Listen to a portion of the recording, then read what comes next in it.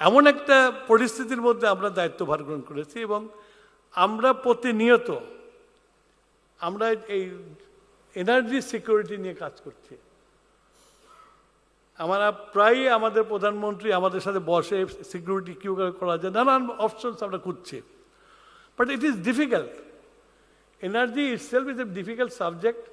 তারপর আবার আপনার ইরান আর ইসরায়েল যুদ্ধ আর একটা করে দিয়েছে। যেমন আমাদের সাথে এলএনজি আনার কন্ট্রাক্ট ছিল কাতারের সাথে, লম্বা কন্ট্রাক্ট ছিল,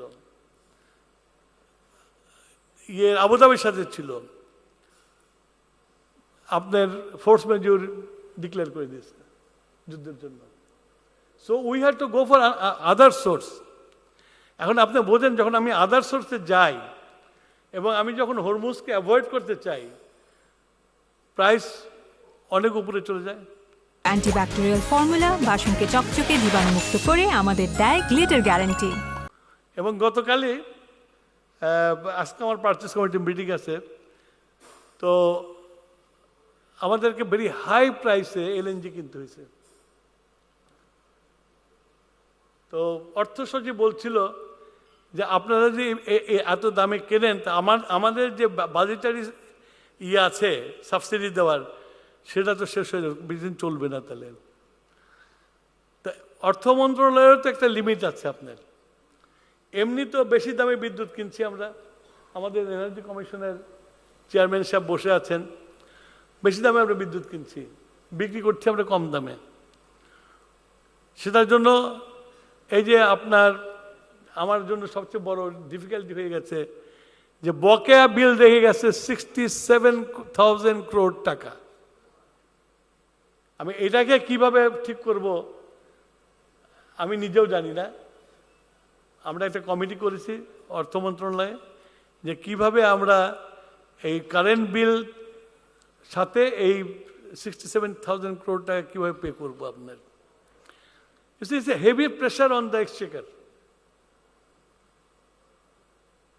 তো আমি এইগুলো কথা বলছি যে আপনারা ভয় পাবেন না, আপনারা ভয় পাবেন না। আমরা হ্যান্ডেল করছি এবং খুব ডেডিকেটেডলি অনেস্টলি হ্যান্ডেল করছি।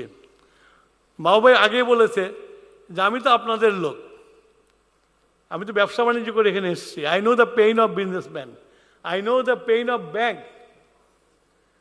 আমরা বাঙালি জাতি, আমরা ব্যবসা যারা করেছি, ইন্ডাস্ট্রি যারা করেছি, আমি বলবো যে আমাদের মতো এত সাহসী কেউ নাই।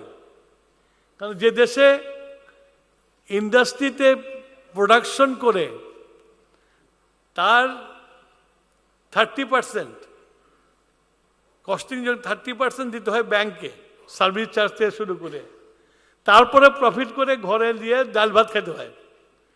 তো একমাত্র বাঙালি পারে, আর কেউ পারবে না এটা করতে। পৃথিবীর কোথাও এটা নাই, কিন্তু আমরা পারি, কারণ আমাদের মধ্যে ওই মনোবলটা আছে, আমাদের সাহস আছে, সেটা করতে পারি আর কি। যে আপনার লাভের পরিমাণ কত করতে হবে আমাদের, তাহলে 30% যখন আমরা এই সরকারি ইন্টারেস্ট, সার্ভিস চার্জ সব দিয়ে আর কি।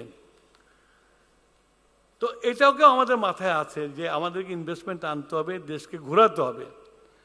এবং আপনি যেটা বললেন যে ব্যাংক খালি হয়ে গেছে, এই ব্যাংক খালি হয়েছে মানুষে, মানে কি বলবো, যে আমার কাছে এমনও আছে, আমার আত্মীয় স্বজনই আছে, সারা জীবন চাকরি করছে, রিটায়ারমেন্টের টাকাটা নিয়ে দিছে আপনার এই ব্যাংকগুলোতে, বিশ্বের ইসলামিক যে ব্যাংকগুলো দিছে প্রফিট বেশি পাবে, টাকা জমা দিছে, এখন তাদের নাই।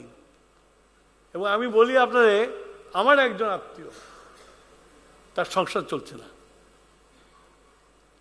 সে টাকাটা রেখে দিচ্ছে।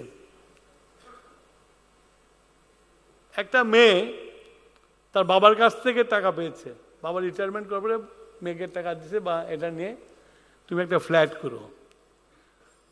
তো এক বোন ফ্ল্যাট কিনে ফেলছে, আর এক বোন মনে করছে একটু লাভ করে একটু বেশি হইলে তখন একটু ভালো ফ্ল্যাট কিনবো, তার টাকা নেই হয়ে গেছে। তো এইরকম একটা পরিস্থিতি বাংলাদেশের মধ্যে আছে। আমাদেরকে কিন্তু কমিটমেন্ট করতে হচ্ছে যে টাকাগুলো এইসব লুটপাট হয়ে গেছে সেই টাকাগুলো আমাদেরকে ফেরত দিতে হবে। সেটা আমাদের কমিটমেন্ট, আমাদের বাজেটের মধ্যে কমিটমেন্ট করা আছে যে আমরা টাকাগুলো ফেরত দেবো। আমরা যে এই 6টা যে ইসলামী ব্যাংক আছে 1 করে ফেরত দেবো আর কি। You can imagine the pressure on our exchequer. তারপরে তো আপনার তেল ইম্পোর্ট করতে হচ্ছে, আমাদের রেগুলার গ্যাস ইম্পোর্ট করতে হচ্ছে। আমরা এলপিজিটা আমাদের আদম চৌধুরী সাহেবরা নিয়ে নিছে, ওনারা করতেছে, ওনারাও আবার ওনাদের মতো করে প্রফিট করছেন। ওই যে কামাল সাহেব বসে আছেন, ওনারা কিচ্ছু পান না, ওরা না খেয়ে থাকেন, বুঝছেন। এলপিজি বিক্রি করেন, ওনাদের কিছু হয় না, পাবলিকে সব নিয়ে নেয় আর কি। তো এলপিজিটা ওনার হাতে আছে বলে আমরা একটু, কিন্তু টাকা তো আমাদের দিকেই যাচ্ছে। এলসি তো ওনারা করলেন, সেই ফরেন এক্সচেঞ্জ আমাকে দিতে হয়। তো এটাও আছে, আমার উপরে প্রেশারটা নাই এলপিজির। তারপরে মাঝে মাঝে ওনাদের দেখে জোরহাত করে কইতে, ভাই ইম্পোর্টটা ঠিক মতো করেন যাতে গৃহস্থালীরা যেন এলপিজিটা পায়। সো আমি চারিদিক দিয়ে বাধা, এর মধ্যে দিয়ে আমাদের কাজ করতে হচ্ছে। এবং আমি মনে করি আর কি আপনার যে আমাদের প্রধানমন্ত্রী তারেক রহমান সাহেব, আপনারা হয়তো অনেকেই দেখেন নাই, ওনার বাবাকে মাহবুব ভাই দেখছেন। বাংলাদেশের যে আজকে এন্টারপ্রেনার তৈরি হয়েছে, it is the credit of Ziaur Rahman. Ziaur Rahman এসে যখন এই যে আমরা না সোশ্যালিস্ট না ক্যাপিটালিস্ট যে পলিসির মধ্যে ছিলাম, জিয়াউর রহমান এসে এক অর্ডারে সেই আমলে 20 কোটি টাকা ব্যাংকের লোন নেওয়ার ব্যবস্থা করে দিয়েছিল। তখন ওই আমলে ছিল 2 কোটি টাকা।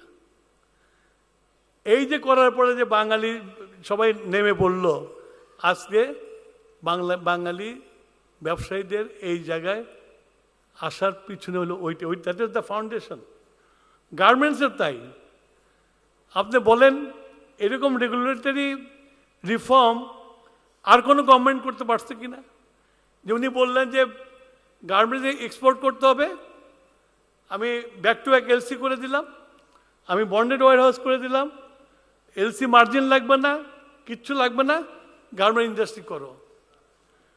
এবং এই পলিসির ফলে আপনার স্কুলের টিচার, ইউনিভার্সিটির টিচার থেকে শুরু করে সবাই গার্মেন্টস মালিক হয়ে গেছে। এবং যখন ওই সময় যখন শুরু হয়েছিল, যারা গার্মেন্টসে চাকরি করে ম্যানেজারটা তারাও কিন্তু এখন বড় বড় গার্মেন্টসের মালিক।